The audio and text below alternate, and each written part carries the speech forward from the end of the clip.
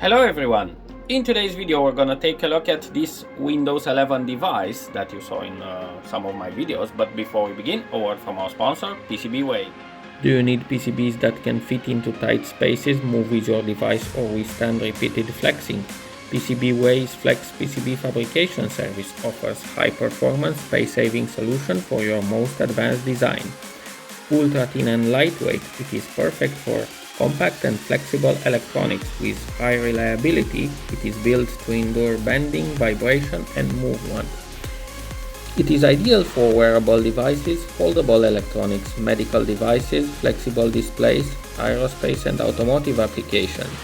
Visit PCBWay.com to get a quote and explore the power of flexible circuit fabrication, engineered for performance, designed for innovation. Because some of you asked me in the comment section on some of the videos in which this device appeared, what is this device? So I would say this falls in the category of UMPC, ultra mobile PC devices.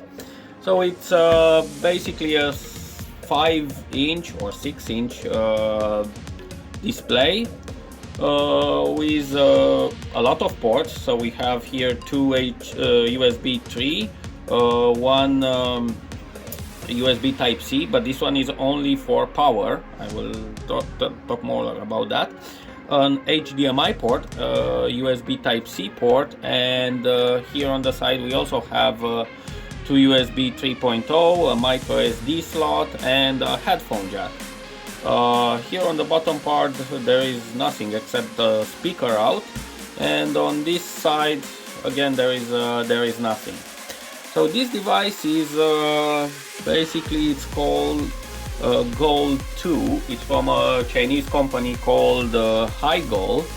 So they are making this kind of small computers, and let's at first power this on and we'll take a look at the specifications, and after we'll take a look inside. We're gonna take it apart and see what is inside, but let's at first see the RAM memory, the CPU model, and internal storage.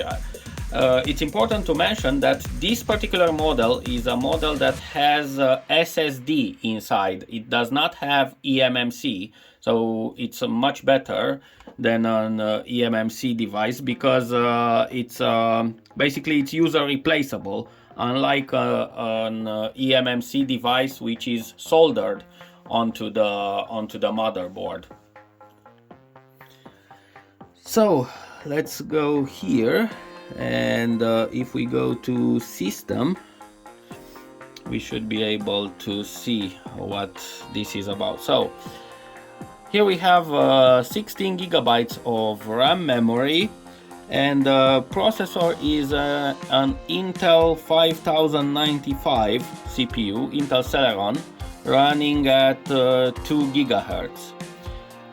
It's on Windows 11 Pro, 64-bit operating system.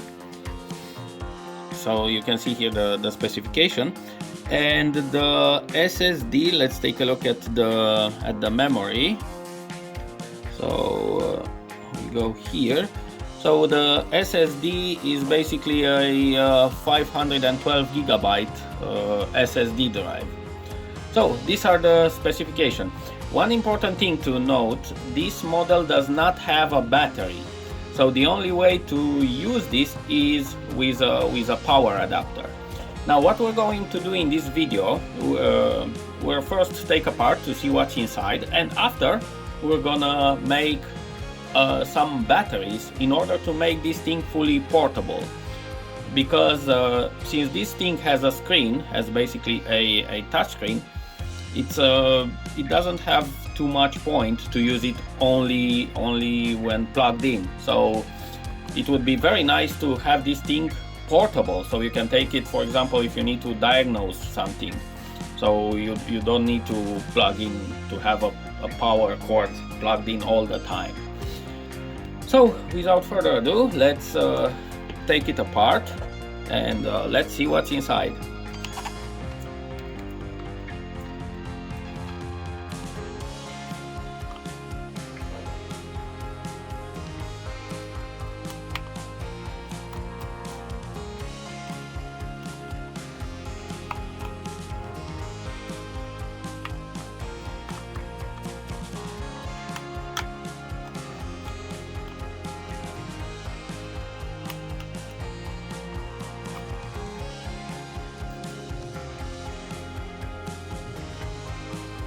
Okay, so the first thing that we notice here is the SSD drive, which is, as I said, it's replaceable. All you need to do is just unscrew this, and yeah, you can just take it apart. It's an NVMe drive. So this is where all the files and operating systems and everything is stored on this device. So let's take it apart more. Let's see more what is inside.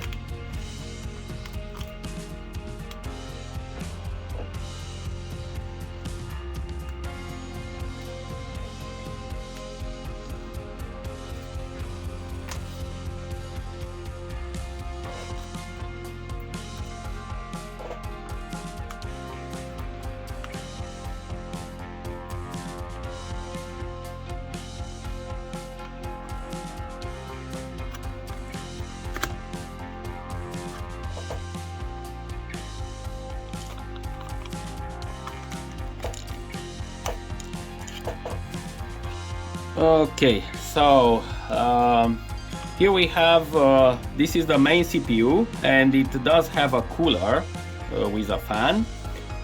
This is the BIOS battery, and yeah, this is the LCD connector as well as the touchscreen cable connector, which goes in here. And yeah, this is the Wi-Fi chip, Wi-Fi and Bluetooth chip. And the rest of the components, the controller for the RJ45 socket, the Ethernet port, and these two wires, one of them, this one goes to the microphone, which is located here somewhere, and the other wire goes to the speaker, which is located here, this one. What we see here is a connector that does not have anything plugged in, so it's basically an unused connector. From my information, this connector was supposed to be the connector of a battery, which the device does not have. So basically, if we give power to this port, we should be able to turn on the device. So the first thing that we should do now is to determine the pinouts here, in particular the ground pin. So if we take some measurements here, the ground can be any of these USB shields. It seems we got nothing. This could be the plus, and let's see the other side. Oh, we got a beep. Okay, so it seems the ground is the last 3 pins, and I assume that the plus should be these 3 pins. So the only way to figure out the plus is to check it with the USB Type-C socket there. So let's see if, and yes, it seems it's the first 3 pins are the plus, and the last 3 are the minus. Now I don't have this type of socket. This is a particular socket, but what I can do here, I can solder 2 wires, and we're gonna try to connect my power supply, and we're gonna try to power this thing on. So for this we're gonna use these 2 wires. Another thing to notice is that this device needs 12 volts to operate. So yeah, it's 12 volts and I think 2 or 3 amps. So it's quite high current. So we need more thick wires than the normal ones that I always use. So we'll use these ones now.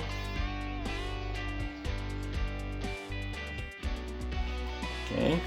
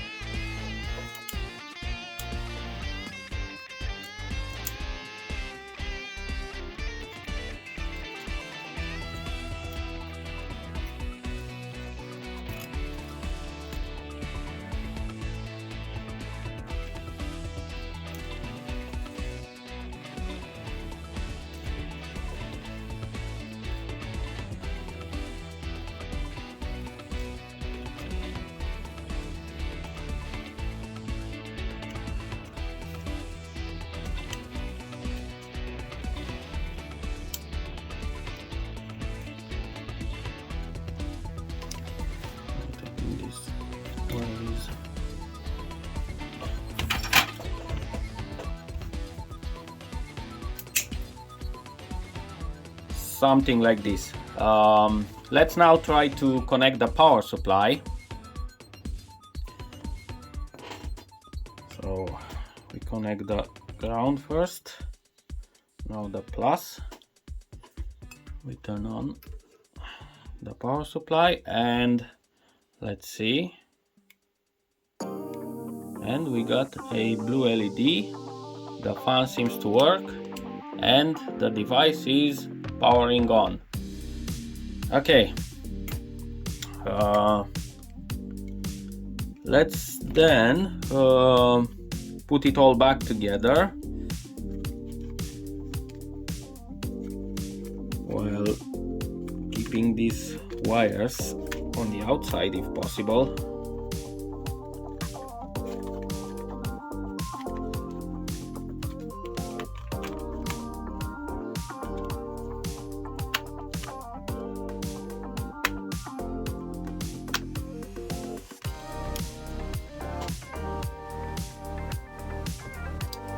Oh, I forgot the power button.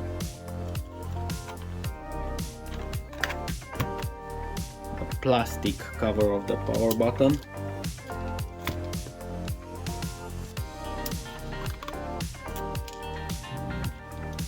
Which is quite difficult to put.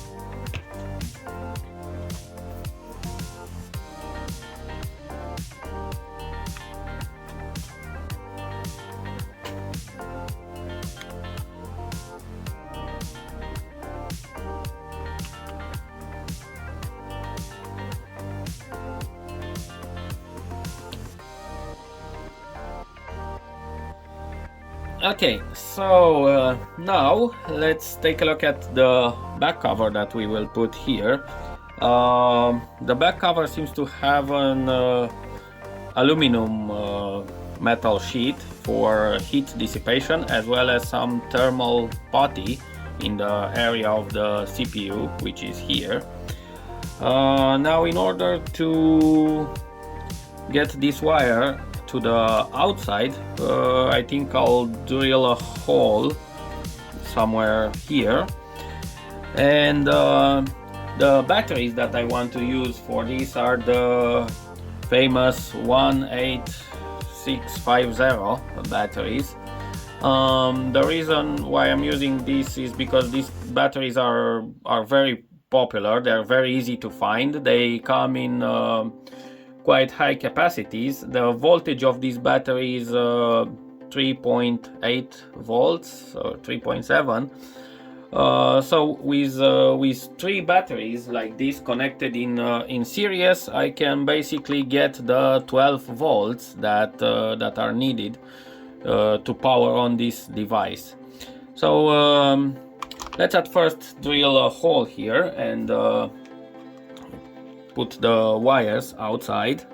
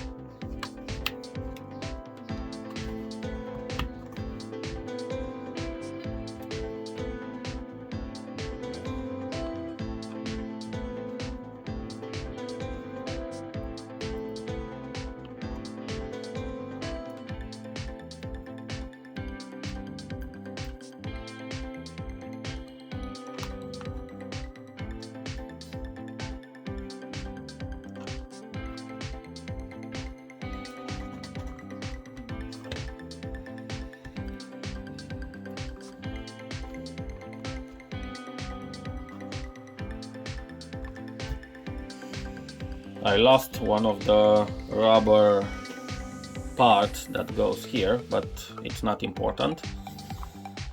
Okay, so now let's go on to 3D design an enclosure for 3 batteries.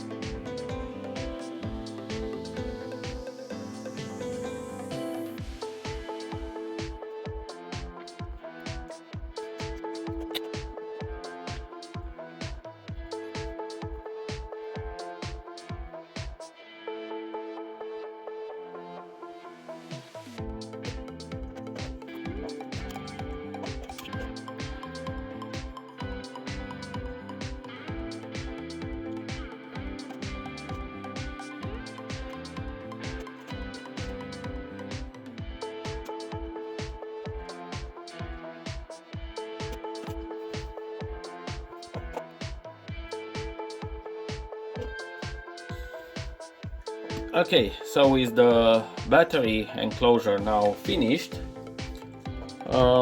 I think we can also put it in place already. I have these 2 screws that should go in here.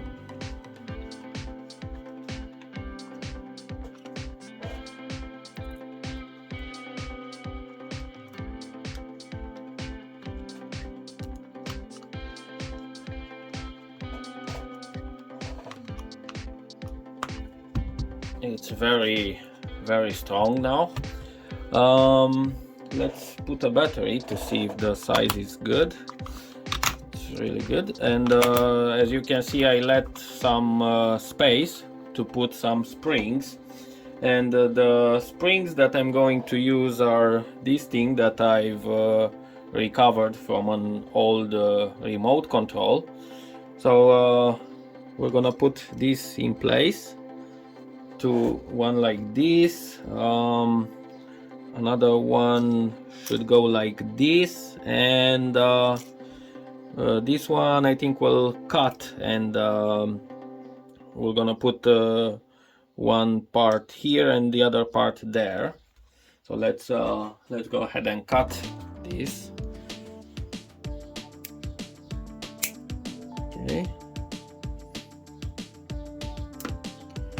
Like this, and let's put this in place, I think we're gonna use the soldering station in order to melt a little bit the plastic there.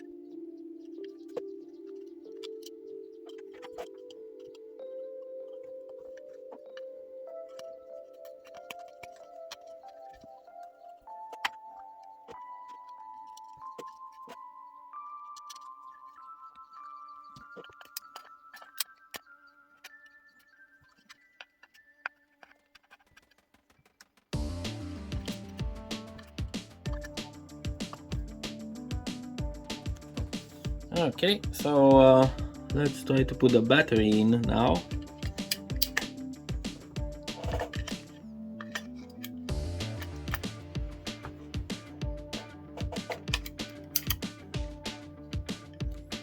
And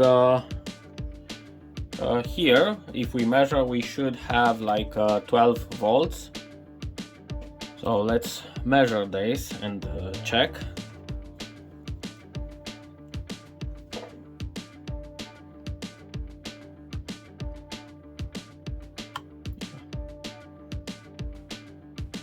So we have 12.5, which is good. We should have more than 12. Okay, so let's now solder some wires here, and we're gonna probably use some connector.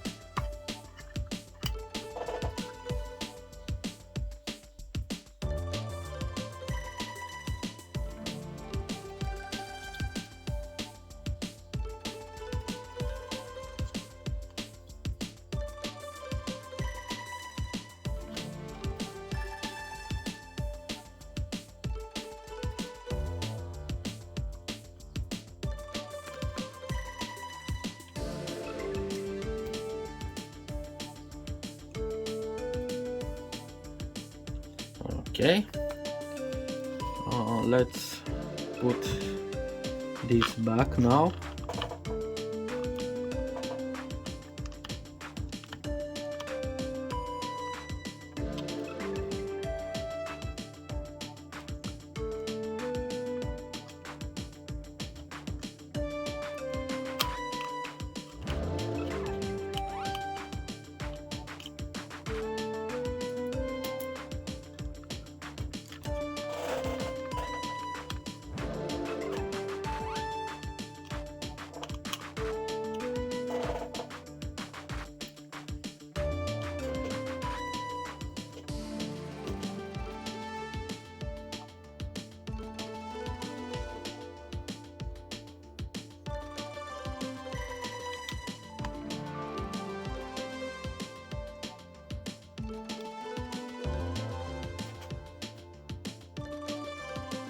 So last thing is we're gonna solder a connector, this connector here.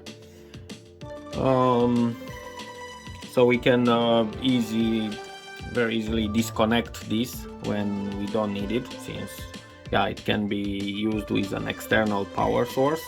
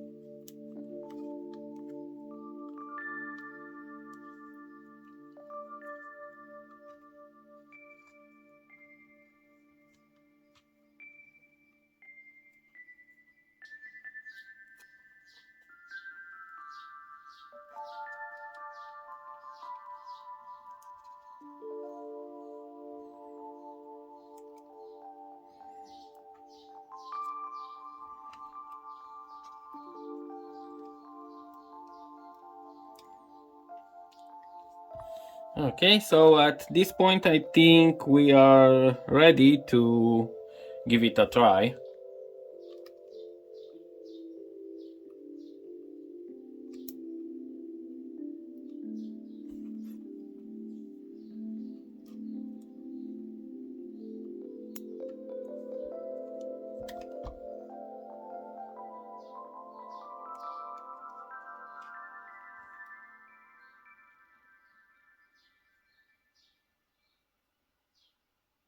And there we have it. So yeah, now the system is booting fully on this kind of batteries. Now, a reason why I've chosen this kind of battery is because they are very easy to replace, and for charging this battery I have this charger that I can use to charge them externally, and I just have lots of this type of battery, so I can very easily just hot swap whenever I need to charge this thing. I just simply take out the batteries like you would do with your normal TV remote control and put others that are already charged. One last thing maybe that I will do is I will 3D print a cover just to hide these wires, but that will be in another video. So yeah, for now, thanks a lot for watching and see you in the next one.